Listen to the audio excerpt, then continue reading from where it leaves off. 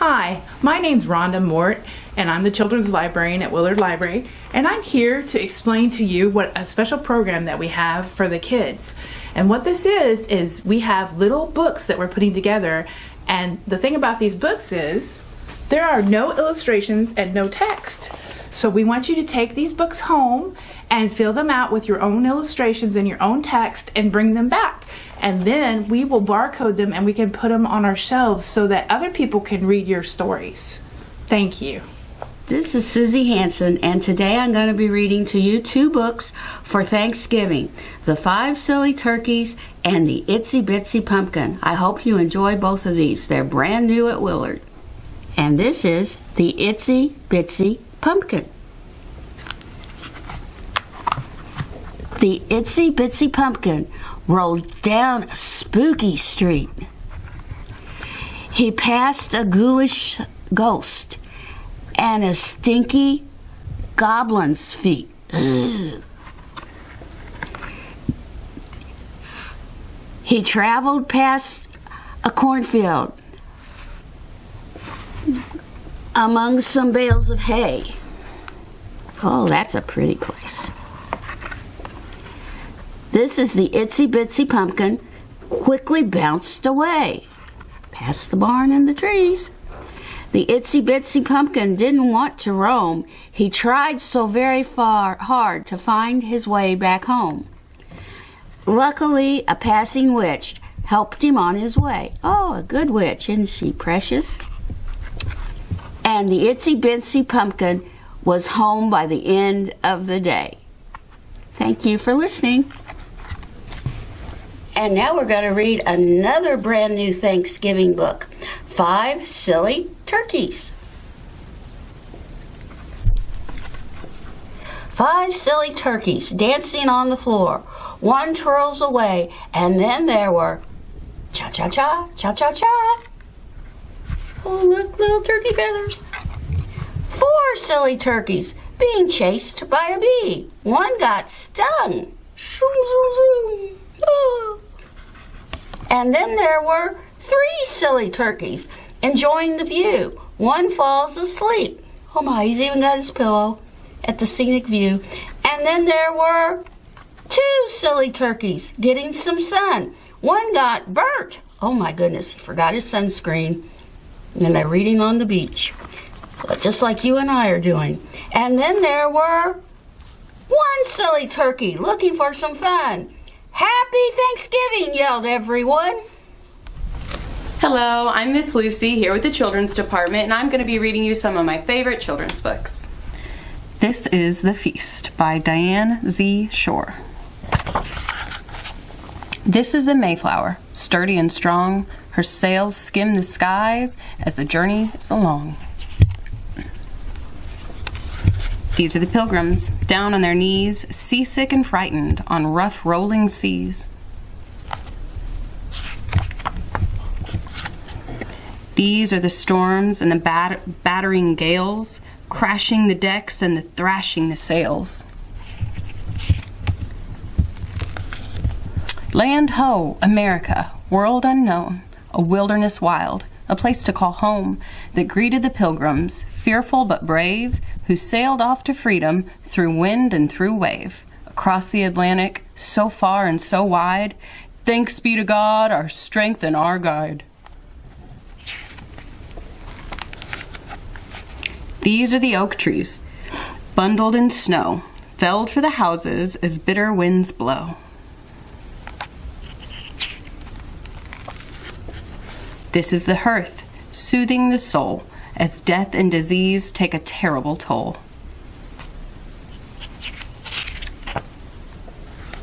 This is the corn, a treasure of maize, black, yellow, red, and blue nuggets ablaze. These are the fields, stubbed, unclaimed, cleared by the patetics before the plague came, and found by the Pilgrims exploring a shore far from the baskets of nuggets galore that colored the gray, weary days of despair. Thanks be to God for the lives that He has spared. These are the birch trees, budding in spring, nestlings of robins and promise they bring. These are the Indians, fearful, aware. Welcome, their greeting, approaching with care.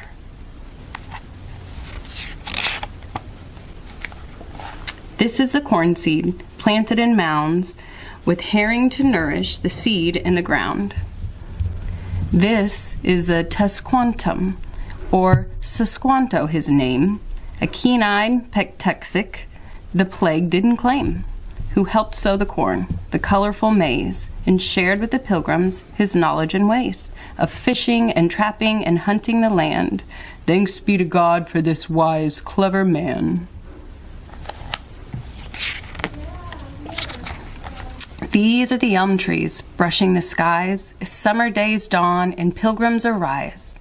This is the shallop skimming the tide, flashing with cod to be salted and dried.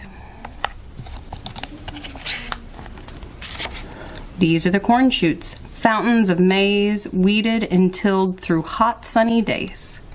These are the gardens, leafy and green, crowded with cucumber, spinach, and bean, that sprouted near cornfields, threaded with vines of blossoming pumpkins and squash of all kinds, that flowered the cape that was nurtured by hand. Thanks be to God for this beautiful land. These are the maples in forest ablaze, where wild turkeys run and golden deer graze. These are the plums and the cranberries tart, picked and preserved with gladdening heart. These are the cornstalks, soldiers of maize, gathered in sheaves above during harvesting days. These are the baskets of plentiful crops, spilling with tassels and vegetable tops, and brimming with berries and chestnuts and plums that ripened in forest where golden deers run. A harvest of plenty, all gathered with pride. Thanks be to God, who doth us provide.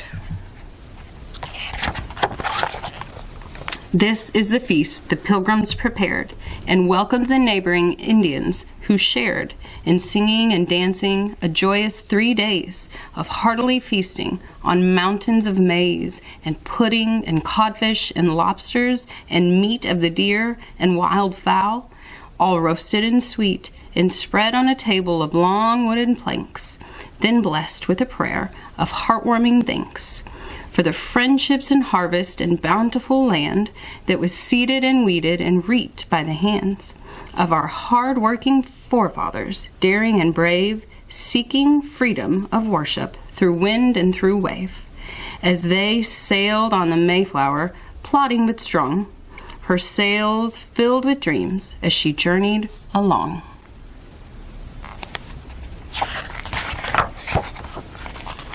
This is Thanksgiving, a time to remember the friendships and freedoms we all shared together.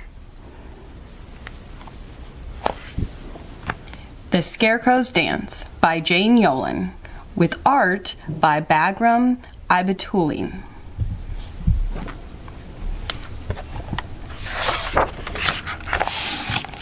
The Scarecrow's Dance.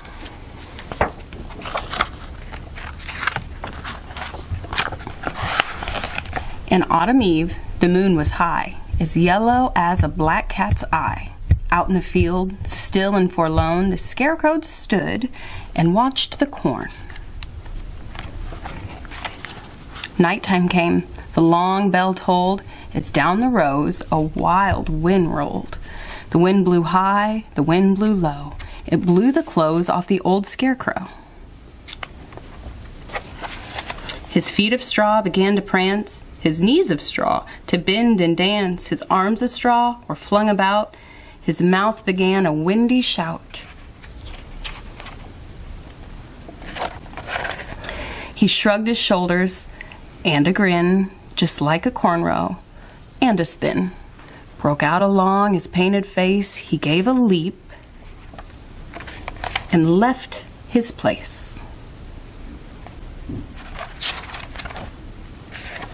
He jogged a row and trotted back along the cornfield's dirt-piled track, while high above his painted head the crazed and cawing black crows fled. He danced past tractor in the field, still waiting to bring in the yield, past cows who lay down in the grass, and watched him as he silent passed. He danced by barn as red as blood, and 2 pigs sleeping in the mud. He pirouetted on the lane, and then into the yard he came. Ahead he saw a yellow light, the family tucking in tonight. He pressed his nose against the glass, his straw feet into crinkled grass, and watched a child on bended knee begin a prayer by starting, "Please, please bless our pigs, and bless our barn, and keep our chickens safe from harm. Bless our cats, and bless our cows, bless our tractors and our plows, and bless tonight our old Scarecrow who guards the fields and each corn row, so that tomorrow when we reap, there will be lots of corn to keep." The Scarecrow heard with painted ears and wept a pail of painted tears. Then, turning, danced back to his field, and right before the pole he kneeled. What prayers do scarecrows make to God, of sky and rain and wind and sod? Or do they touch on love or beauty? Do they sing of faith and duty? We'll never know, except that he, a scarecrow singularity, with one great leap, high, high, and higher than any dancer could admire, slid back into his wooden pole, which, tall and straight, just fit his soul.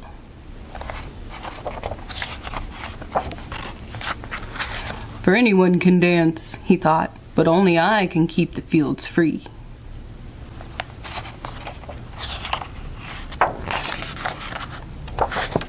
The end.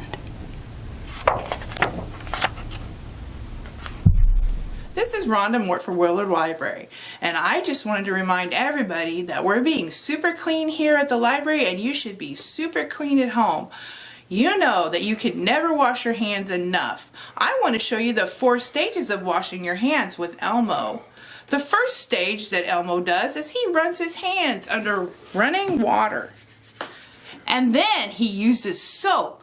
And he washes the inside of his hands and the outside of his hands and in between his fingers. Number 3, you rinse your hands under the running water. And number 4, you dry your hands with a clean towel.